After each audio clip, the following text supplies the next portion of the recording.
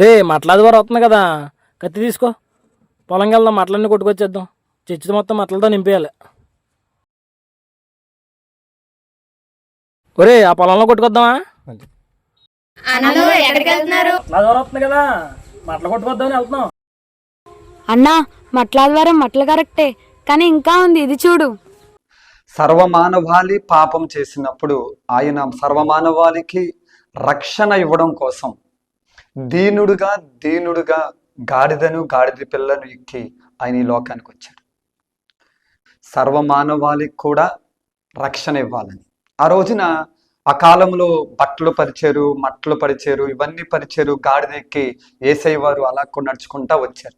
యేసయ్య వారు గాడిద మీద ఊరేగుతూ వచ్చారు. అందరూ జయము జయము అంటూ అరుస్తా దేవుని స్తుతిస్తా ఉన్నారు. అప్పటి నుంచి మన వాళ్ళు ఏం చేస్తున్నారంటే అది మట్టల ఆదివారంగా చేసుకుంటూ సంఘానికి మట్టలు పట్టుకొస్తా ఉన్నారు. మట్టలదేముంది, పక్కోడి పొలంలో కొట్టుకొచ్చేయచ్చు, ఈజీ కదా. ఒక కత్తెట్టుకెళ్ళి పక్కోడి పొలంలో నరుక్కొచ్చేయచ్చు, ఫ్రీయే, డబ్బులు ఇంకొచ్చి పెట్టవలసిన అవసరం లేదు. అవి పట్టుకొచ్చేసి మందిరాల కిటికీలకి గుమ్మాలకి కడుతూ ఉన్నారు, మంచిదే. తర్వాత ఎండిపోతూ ఉంటాయి, తీసుకెళ్ళి బయట పడేయాలి. విషయం ఏంటంటే మట్టలు పరిచారు కాబట్టి మట్టలు పట్టుకొచ్చారు, మరి బట్టలు కూడా పరిచారు కదా, బట్టలు ఎలా మర్చిపోయావు నువ్వు ఇప్పుడు మట్టలు తెస్తానంటున్నావు, తప్పేం లేదు, తీసుకురా, నేను కాదంటలా నిన్ను.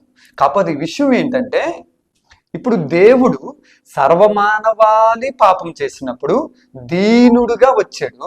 ఆ దీనుడి యొక్క ఆ ప్రేమను మనం అందరం చవి చూసాం. ఆ దీనుడి ప్రేమను మనలోకి మనం ఆయన కృప ద్వారా పొందుకున్నాం, మనలోకి వచ్చింది. ఇప్పుడు మన ముందు దీనత్వం గలవారు ప్రజలు అనేక మంది ఉన్నారు.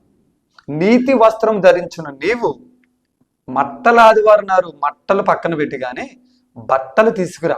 నీ కుటుంబం అంతా కలిసి దేవుడి మందిరానికి బట్టలు తీసుకురండి.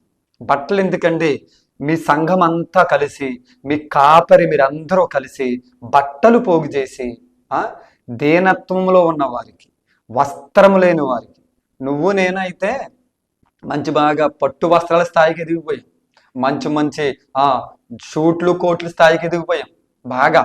కానీ ఇంకా వస్త్రం లేని వారు, చిరిగిపోయిన వస్త్రాలు ఉండి రోడ్డు పక్కన ఉన్న వాళ్ళు చాలా మంది ఉన్నారు. ఒక్కొక్కరు వచ్చి మా చంటి బిడ్డలకు బట్టలు లేవండి, మీరు బట్టలు ఇస్తారా అని అడుగుతుంటే హృదయం అంతా తరుక్కుపోతా ఉంది.